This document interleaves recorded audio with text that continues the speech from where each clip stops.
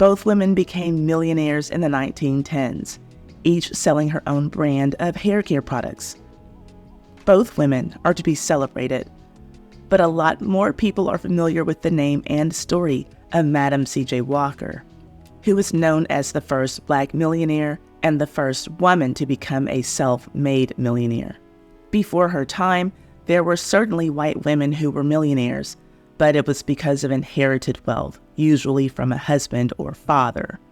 And often, when the name Madam C.J. Walker is getting some praise, there's a group of people, usually who are from St. Louis, angrily asking, but what about Annie Turnbo Malone? I understand the questioning as much as I hate it. I'll explain why a little later. But more than anything today, I want to honor both of them, talk about their similarities and their differences. For example, they both married men who they basically employed. A similarity. But while Madam C.J. Walker married a man who was a newspaper advertising salesman and therefore could and did help her to elevate her business, Annie Turnbo Malone married a man who had been a teacher, and she elevated him to the office of president of her company. He was not qualified to run her business in the capacity that was required of him. And when he divorced her in 1927, she paid dearly, which is why I say that although a picture has been painted that calls out Madam C.J. Walker as Annie Turnbo Malone's rival, her real rival was her husband, Aaron Eugene Malone. Annie Turnbo was sleeping with the enemy, and he was a flaming hot mess. Let's get into it.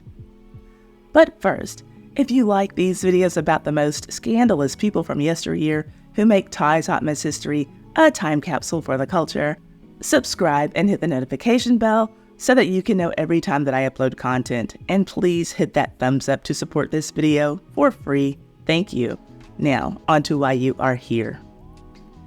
If all of your knowledge about Madam C.J. Walker and Annie Turnbo Malone came from Netflix's self-made miniseries, delete that from your mind right now. That story did neither one of those amazing women any justice.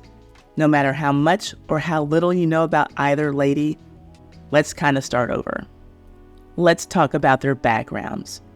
Annie Turnbo Malone was born Annie Minerva Turnbo in 1869 in Metropolis, Illinois, to parents who were formerly enslaved.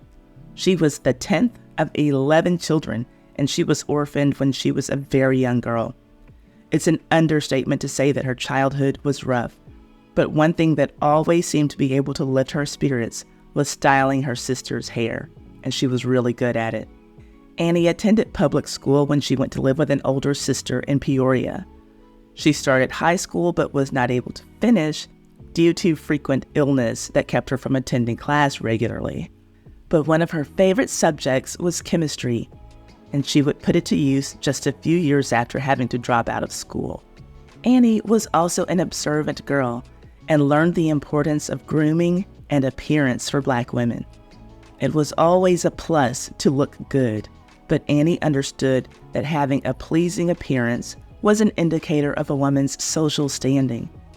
She used that knowledge as a motivating factor to put her passion for hairstyling to good use for herself and for Black women in general. And to be clear, Annie started serving Black women not in an effort to be divisive and not serve white women. When she started off catering to Black women around the year 1900, it was because the Black women of her time had practically no one who knew how to care for their hair, and there was a major lack of products and tools that Black women needed. The exact opposite was the case for white women, so Annie tapped into a virtually unserved market. Remember, Annie's parents were former slaves, so in 1900, a lot of the Black population in the United States had either been enslaved or were first-generation free women and men. So times were really hard. A lot of people didn't have running water, which is a must for a healthy hair routine of any type. And education about anything was a luxury, but certainly education about how to care for curly, coily, and kinky hair just wasn't even a thing. Black women got off of the plantation and went into the workforce. And those who wanted jobs that paid better than a servant's wage would need to assimilate, make their hair look smooth and presentable, which meant most often less like their own natural texture, and as smooth and straight as they could possibly get, closer to the texture of a white woman's hair. And Black women in those days were doing some counterproductive and downright dangerous things in order to achieve straight hair. Very commonly, they would use animal fats and even soap and bacon grease as straightening agents. Bacon grease, can you imagine? Then, thankfully, Annie Turnbo came along to share the hair care line that she had developed and started using on her sister's hair and her own. Her flagship product was called Hair Grower, and it became a bestseller for her. But she wasn't just selling products. She was also servicing her clients, treating their hair and scalps. One by one, she was educating Black women on how to care for their hair, and they were seeing results, so they became her customers. After finding success in Illinois, Annie Turnbo moved her operations to St. Louis, where she continued manufacturing her products, but on a larger scale. And she opened the Poro College Company. There, she would continue to provide hair and scalp treatments for her customers and also train other women to provide the same services and hire sales agents to go door to door selling her hair care products. And it was there in St. Louis where she met Sarah Breedlove. Sarah came in as a client who was going bald due to illness, a poor diet, and lack of proper hair and scalp hygiene. And I want to be clear that when I say lack of hygiene, this applied to most Americans across the country, both Black and white. Most people at this time didn't have the things that we take for granted today, like electricity and indoor plumbing. But back to Sarah Breedlove. After her hair started growing because of Annie's treatments, she enrolled at Poro College, became a Poro sales agent for Annie, then eventually she became Annie's biggest business rival. Sarah Breedlove was Madam C.J. Walker. Now, before I tell you about the hot mess that is Annie's husband, I'm going to tell you a little bit about Madam C.J. Walker. I don't feel the need to spend a lot of time here because a lot more people know about her than know about Annie Turnbo. And there's a lot more information that one can easily find about Madam C.J. Walker for those who want to learn more. I'm just going to talk about the similarities between these two women and a couple of differences that I believe are the reasons why Madam C.J. Walker's name is still more widely celebrated than Annie Turnbo Malone's, even though Annie Turnbo was successful in business before Madam C.J. Walker. Like Annie Turnbo, Madam Walker was born to parents who had been enslaved. Also like Annie, she was the second last born of her siblings, though Walker came from a smaller family. She only had 5 siblings. Like Annie, she was also born into freedom, not slavery. Another similarity, she was orphaned at an early age and had to live with siblings. And just like Annie, Madam Walker also learned at a very young age that Black women who were put together well got more respect and were treated better in society. She had a very rough start at life, but she was determined to get to the other side where she would be treated like those refined Black women.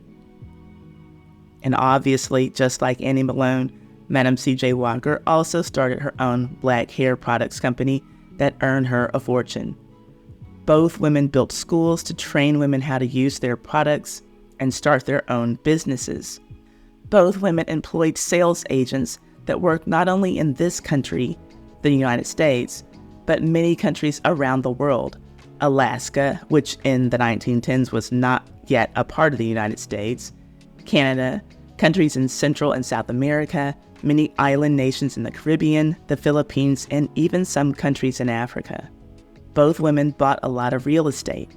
Madam C.J. Walker even owned a drugstore, a coffee shop, and a theater which still exists today and is in use as the Madam Walker Legacy Center. And both of these women donated a lot of money to a lot of worthy causes. Also, both ladies married more than once.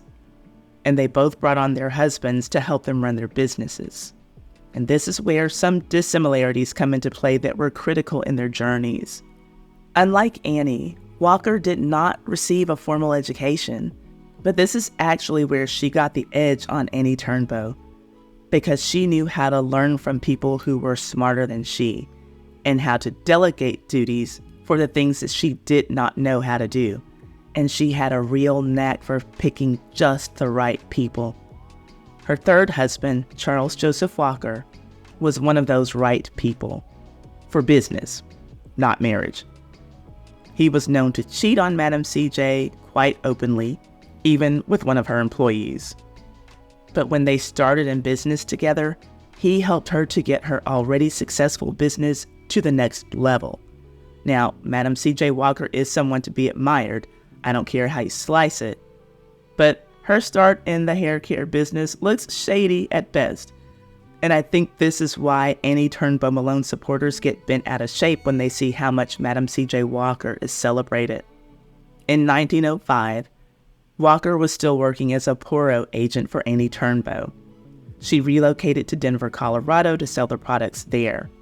In the same year, she also started developing her own products that seemed to be very similar to Annie's. This is how she said she got the formula for her products. Quote, "God answered my prayer. For one night I had a dream, and in that dream, a big black man appeared to me and told me what to mix up for my hair." End quote.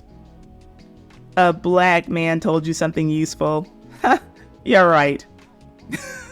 Well, I'm just kidding about that, y'all. But seriously, that was her story. That was what she said. Now, I'm just going to say that I don't believe that.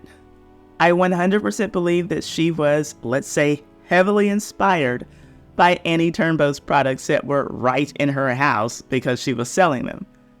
I see her very much as the John Amos character from Coming to America, whose McDowell fast food restaurant seemed to have a lot of similarity with McDonald's.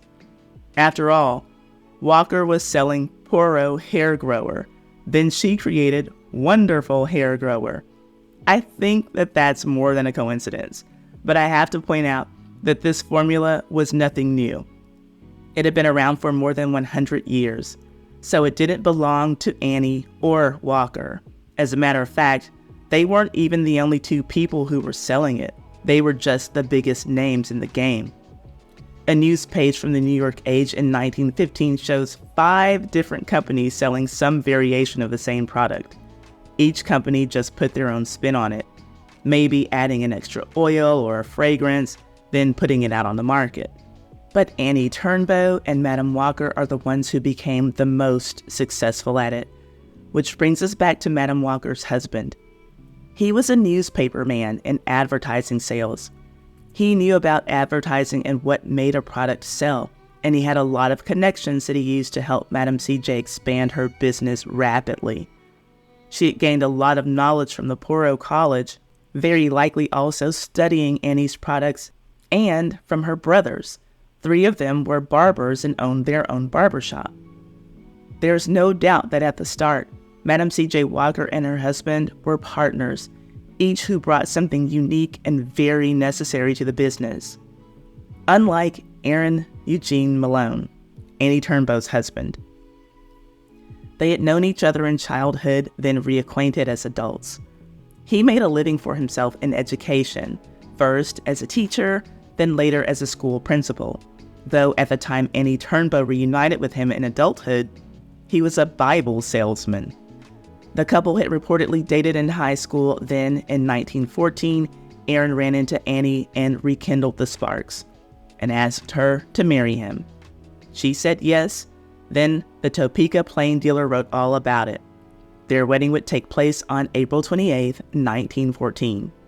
One thing that I find interesting about the coverage of the upcoming nuptials was that Annie and Aaron were described as wealthy, both of them. He was dressed up as some businessman and property owner. Annie was described as being at the very top of her field with a thriving business, the biggest of its kind. Keep that in mind, because when we get to the point in their relationship when he sues her for divorce in 1927, None of his properties are included in the marital assets that need to be split, just Annie's company, which he said that he helped to get off the ground. He made it sound as if she hadn't been wildly successful before he entered the picture. Annie did her best to make the public believe that Aaron was a suitable financial match for her. She was covering for him. She propped him up to make it seem as though he came into the relationship with more money than she had, and later, that he was the reason for the success of her Poro brand. She would come to regret this decision. But she did it because she was a product of her era. It was the 1910s and 1920s, a time when men prided themselves on financially providing for their wives. For a woman of her stature to marry down would have been shameful and embarrassing. She didn't want to make him look like a broke fool, because it would have reflected badly on her too. And Aaron was lucky. He had not only Annie's help to make him look good, but the local press too. For example, in a very short story that was about Aaron, according to its title, which was Malone, once teacher, now a rich manufacturer, the story went on to detail how Annie made a federal income tax payment of over $38,000 for 1 year, which made her one of the largest taxpayers in her city. Adjusted for inflation, that is almost $700,000 in today's 2024 money, which proves that Annie was making some serious dough in the 1920s. Yet the title was about Aaron going from being a teacher to a rich manufacturer. He rode her coattails and she let him, until she got tired of it. Actually, until he got tired of it, and we'll get there, but for years, this couple put on a perfect show. They were St. Louis's favorite and richest Black power couple. They donated a lot of money to schools, social causes, and political leaders. Annie's school building provided more than just a place for her Poro women to learn her hair care system. Again, this was the 1910s and 1920s, and even though Annie and the Black people in her circle had a lot of money, America was still very segregated. So if they wanted to go someplace extravagant, their skin color would prevent them from being admitted into white establishments. But all was well. Annie saw this problem and fixed it by allowing the doors of Poro College to open for banquets and a myriad of social functions. She, as the founder, and Aaron, as the president of Poro, were everything that any Black couple could aspire to be, or so they thought from the outside looking in. However, truthfully, Annie was getting tired of her husband, and the public just didn't know. But they would find out in February of 1927 when he filed to divorce her. Just her, not her money. He still wanted that. So, how did the couple get here? Because when the times were good, they seemed to be really good. Annie and Aaron were called the leaders of the St. Louis Negro world. Business was going so well that Poro had 75,000 agents selling its products all over the globe. They were bringing in $250,000 per year. That's almost $8 million in today's money. And when the money is rolling in like that, what do? You spend it, and the Malones did. They traveled to Europe several times in their 13-year marriage. Sometimes it was for business, to check on their operations there, but often it was for pleasure. And you have to understand that transatlantic travel was not something that people could easily just do for fun in those days, especially Black people. And not only could Annie afford to take those trips, but she could afford to take those trips in style, in first-class accommodations. I think that this one sentence from the St. Louis Star and Times illustrates their lifestyle succinctly. Quote, "They had toured Europe together, and they had lived in a style that most persons of any color could never attain." End quote. She was respected by wealthy white businessmen because she was earning as much money as they were. Annie was already doing quite well before Aaron came into the picture. She was earning, by our standards, $850,000 per year. Aaron did add a little value, but not anywhere near as much as he gave himself credit for. His contribution was a relatively small one, using his former Bible sales stops as places to distribute her products. The Malones were always attending and even hosting charity functions, and when they hosted anything, they did it on a grand scale at the school. In 1920, they added a huge reception hall to the school that enabled them to really go all out for their social functions.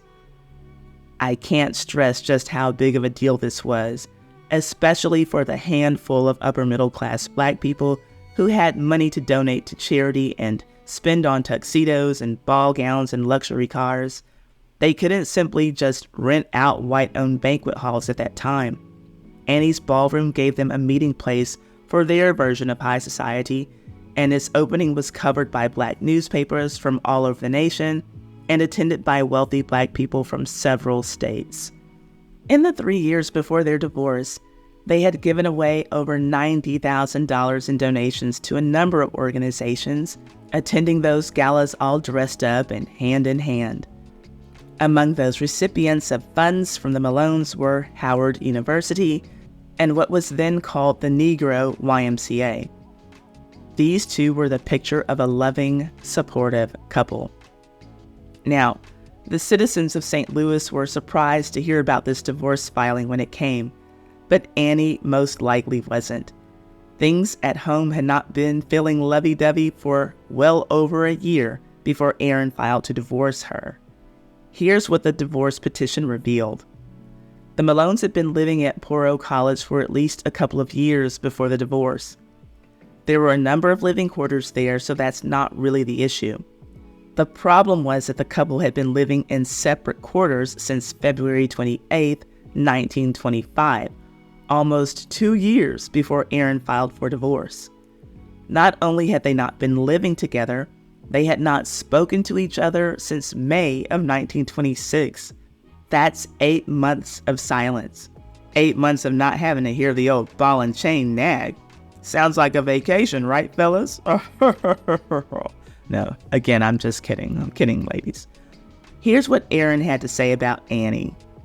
Quote, Malone charges that Mrs. Malone had an ungovernable temper, that she falsely accused him of infidelity, and has refused to speak to him since May.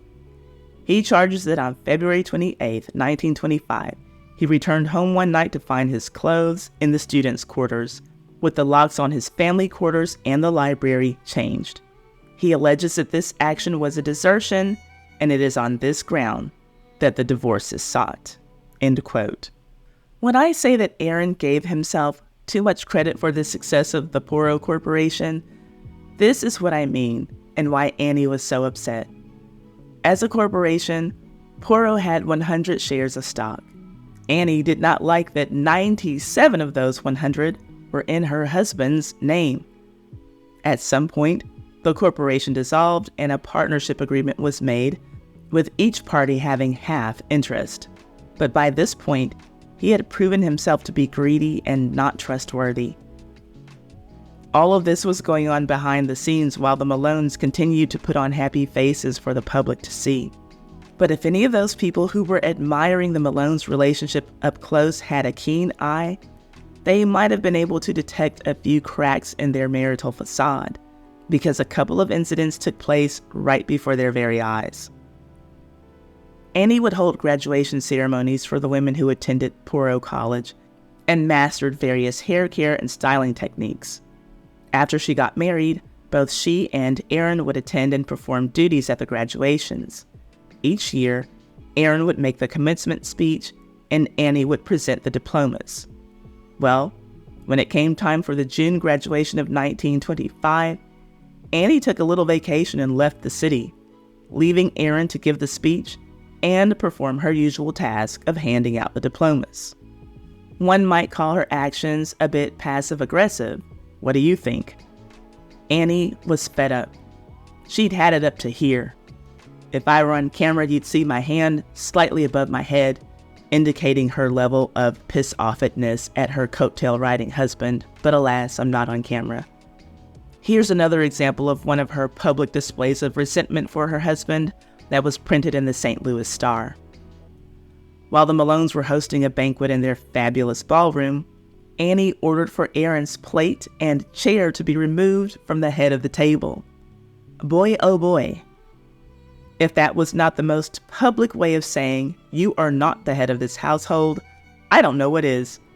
And it was at that moment that he knew that he needed to file for divorce. As long as she didn't respect him privately, it was okay, because he could still look like the big man to the public.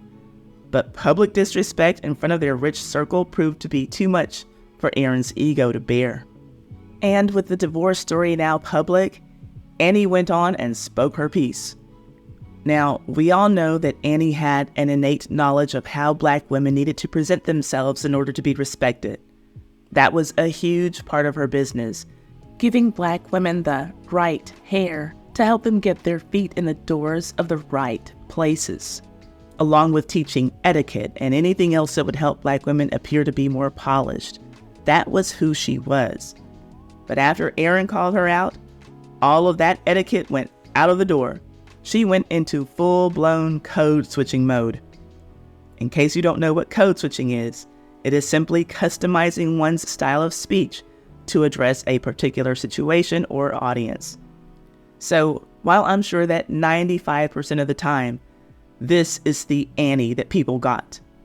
Hello, I'm Annie Turnbo Malone. Welcome to Poro College, where I can show you the science of growing your hair and growing your bank account. This is the Annie that they got after Aaron filed for divorce and started flapping his gums about her to the press. Aaron? That sorry-ass, good-for-nothing, broke-ass Negro didn't run a goddamn thing over here.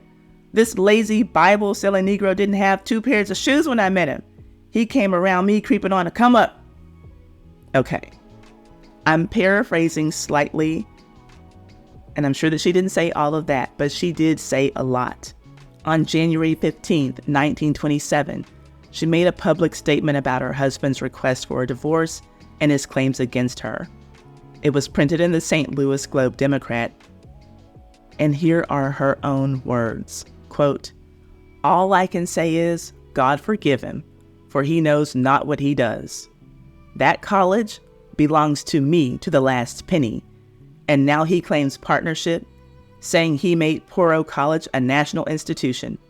I gave him the job of manager of Poro College in 1914 when we were married, so that he wouldn't be embarrassed. But he was only technically a manager and never contributed even an idea to the business. I transacted business as usual, thought out every move and directed every step, and let him think it was his doing. I did that to avert just this controversy. But he would continue to antagonize me and everyone he came in contact with, and the break finally had to come." End quote. My.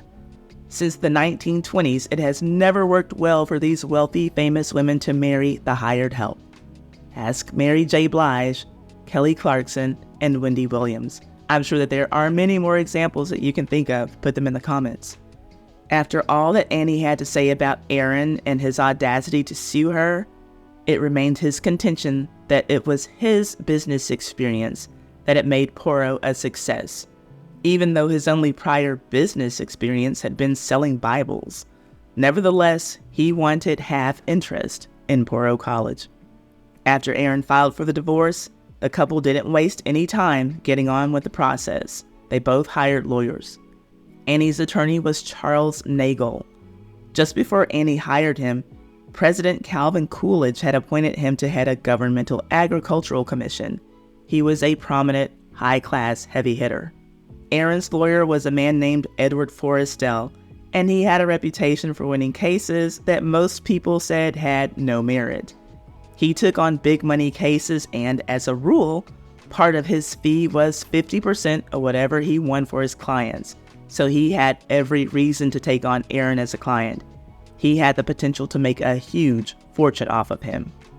Early in the proceedings, Annie took a loss when the judge presiding over the divorce temporarily removed her as head of the organization and replaced her with a court-appointed receiver. His duties were to sign all checks and control her massive daily income. For as long as the receivership was in place, he superseded Annie in authority of her own business. On his first day at Poro, he called all of the department heads in for a meeting, in which he informed them that he was putting a stop payment on all outstanding checks.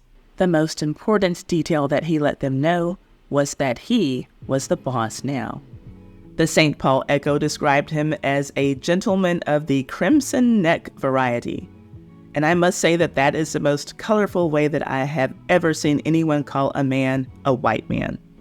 And he did make a point to let Annie's staff know that things would be different because he was a white man who was now in charge. The whole situation was messy, but finally on May 23rd, the couple was divorced. But oddly enough, the St. Louis Star reported that Annie was awarded her divorce. And I can't really explain that since the husband is the one who filed.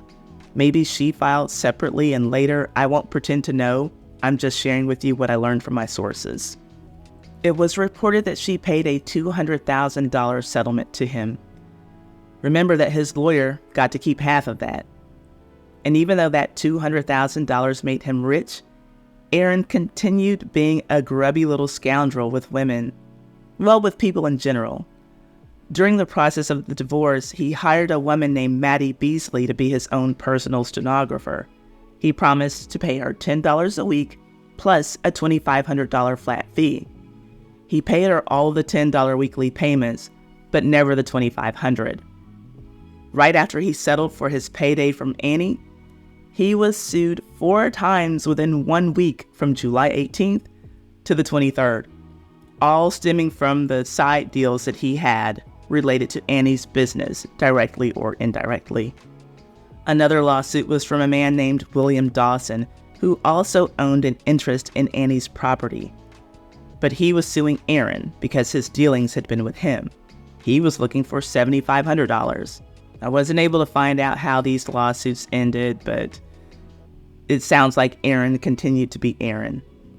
He got married again and died in 1953. His second wife left him years before he died. She just never divorced him. Now, that was Annie's ex-husband. But remember how I told you about a number of things that set Madam C.J. Walker apart and frankly ahead of Mrs. Malone? One of those differences was that Madam Walker had a knack for hiring competent and trustworthy people to help her run her business. Annie didn't have that going for her, and her husband was only one of a number of people who brought lawsuits against her and or her company, thus adding to its downfall. Shortly after she married Aaron, another man sued her, and he had made claims that were very similar to her husband's. This man's name was Walter Majors, and his lawsuit was weird. Like her husband, he claimed that it was he who did all of the work to put her business on the map and gave her all of the ideas that put money in her pockets. Well, Annie claimed that this man was nothing more than her chauffeur. This case got even crazier when Annie's lawyer quit defending her, because she told him that she was only going to pay his entire fee if she won. According to the St. Louis Dispatch, he told her, "I am my own judge when I need money," and he left her to find another lawyer. Also, in the same article, it was very clear that the paper had a problem with the notion that Poro College was a college. The word was written several times, and every time in quotations, to the point that it got ridiculous. It was super petty. The writer also seemed to have an issue with the fact that Annie had a fancy car and liveried servants. I understand that Poro wasn't a 4-year university, but beauty school or cosmetology school is school. I know that I like for my hairstylist to have a license, but I digress. Long story short, after 22 years of litigation, Annie lost the breach of contract lawsuit with this man and had to pay him $20,000 in 1937, 10 years after her divorce had been finalized, and parts of his litigation overlapped her divorce. Then, later in the same year after her divorce was finalized, Annie got hit with another weird lawsuit. This time it was a black male newspaper editor named Edgar G. Brown. For some reason, he had been escorted out of Annie's auditorium during a musical performance. Annie had him removed by police officers. Not much was written about this case, but he was suing for humiliation, claiming that he felt insulted, frightened, and humiliated as a result of being kicked out of her auditorium. And he just wanted a little pay for his pain. Just $100,000, about $1.8 million by our standards today. This fool said that the police officers were armed with nightsticks and badges. Armed with badges. And that intimidated him. I never saw the outcome of this one either, but I can't imagine that Annie would have been ordered to pay him $100,000 for getting thrown out of her venue. There were other lawsuits, but the point is that Annie had a lot of people around her who were not trustworthy, who turned their backs on her, and it sounds like there were times when she turned her own back on people who might have been doing right by her. Nevertheless, she went on to live a good life. But after paying her husband a huge sum of money in the divorce, her Poro empire was never the same. There were a number of lawsuits, then she moved the company's headquarters to Chicago. After that came the stock market crash of 1929, then the Great Depression that negatively affected her business and almost every other business in the country. Poro didn't go under, but it never regained its original momentum. Annie lived out the remainder of her life giving to philanthropic causes and being honored as an innovator in the black hair care industry. Her story deserves to be told, and her name deserves to be remembered. I do think that it's sad that her legacy is largely a footnote in Madam C.J. Walker's story, especially when Annie gave Walker her start in the industry. That being said, I can certainly understand why Madam Walker's name had a wider reach and why it is still the one that is more recognized today. Madam C.J. Walker, though she did not have the education that Annie Malone had an innate ability to deliver good marketing also, and that resonated with the audience she wanted to serve. Often Annie would use biracial women in her marketing materials. They would have called them mulattoes in her day. And while this was a look that many black women aspired to back then, and some still today, they would never look like that. Most of the women who purchased those hair growers looked more like Madam Walker and Annie. So Walker put her own before and after pictures on her products, letting black women know that having a white parent wasn't the secret ingredient to long, healthy hair. Now, Madam Walker died in 1919, so she didn't get to lead her business for as long as Annie had led hers. So who's to say if maybe she would have hit some of the same stumbling blocks that Annie did in her long career.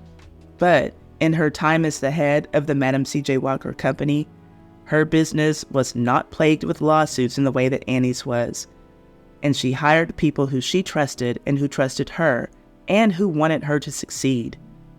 Annie just didn't have that going for her.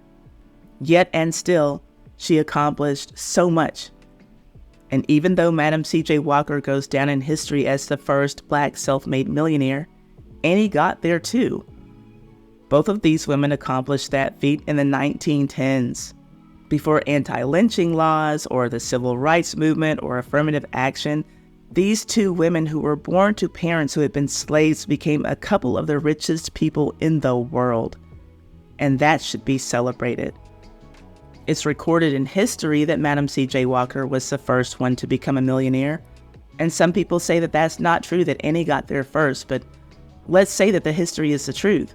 If the Guinness Book of World Records got it right, and Madam Walker was a millionaire first, Annie was right on her heels, and she was making hundreds of thousands of dollars at that time. And if the truth is vice versa, still, both women accomplished something major. Now, I don't think that it will ever happen, but I'd love to see people move past the comparisons and scarcity mindsets when it comes to things that black women achieve and realize that there is room for all of us. I'll never forget when I was a young girl and my parents had a subscription to Ebony magazine. There was an issue that had on the cover Whitney Houston, Janet Jackson, and Anita Baker asking which one was the best. As young as I was, even then I knew that these women shouldn't have been compared in that way. They are all very different. The only thing that they had in common was their huge success.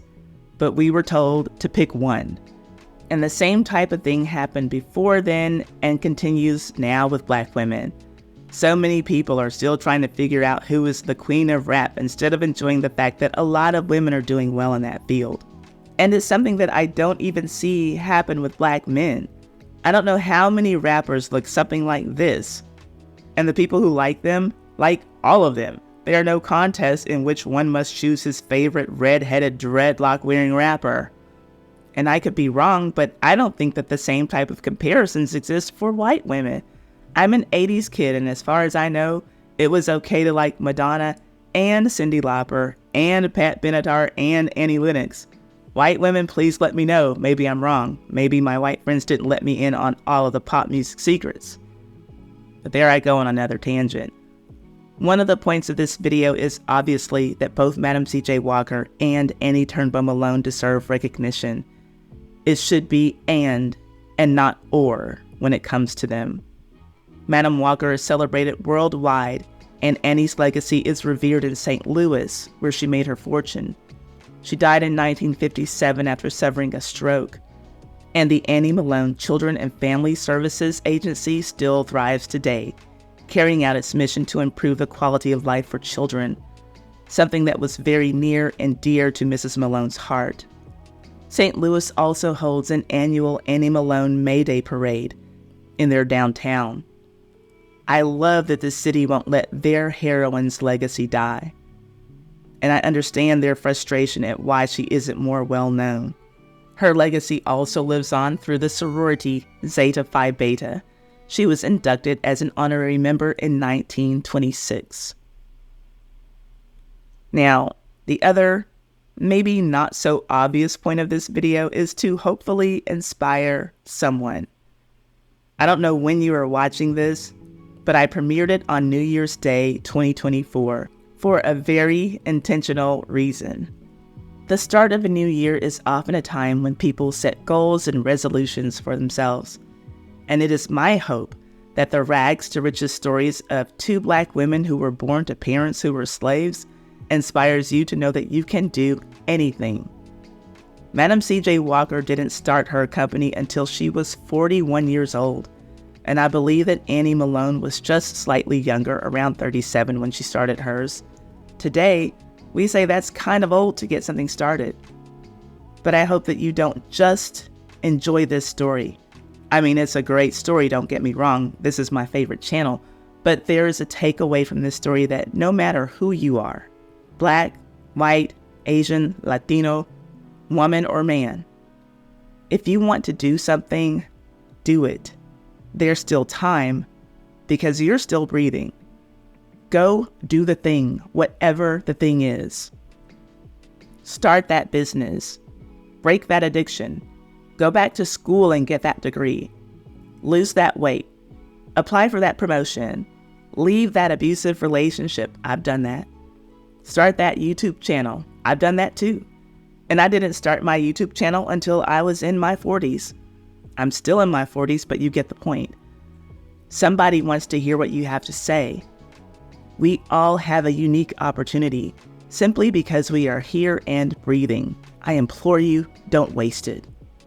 Madam C.J. Walker died at the age of 51.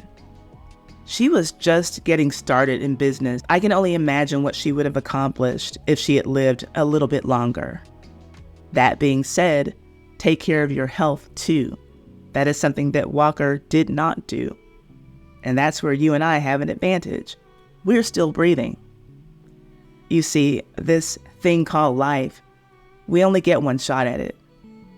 Don't you know that graveyards are filled with people who didn't do the thing, who didn't live out their purpose because it was too hard?